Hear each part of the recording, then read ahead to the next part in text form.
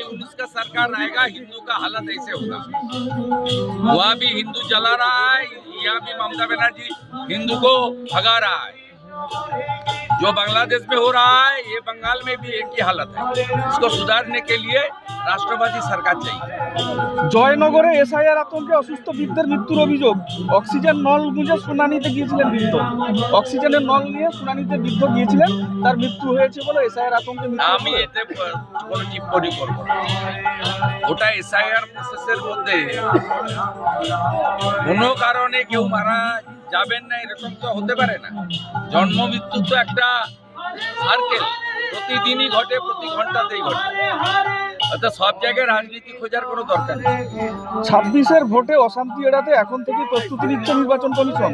5 জানুয়ারি থেকে জেলা শাসকদের উইকলি রিপোর্ট দেওয়ার নির্দেশ। বিগত দিনে আমাদের ভরসা ছিল না, আরিজাপ্তাপ ছিল। আমাদের এখন কিছুটা হলেও ভরসা এসেছে। এসআইআরে ইলেকশন কমিশন যেভাবে দৃঢ়চেতা ভূমিকা নিচ্ছে, নির্বাচনে যদি এইরকম ভূমিকা নেন, পশ্চিমবাংলার হিন্দুরা অন্তত নির্ভয়ে ভোট দিতে পারে।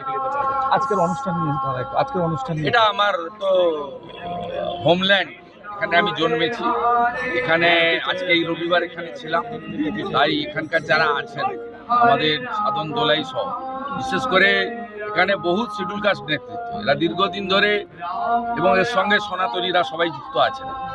এরা বহুদিন ধরে এখানে ধর্মকর্ম করে।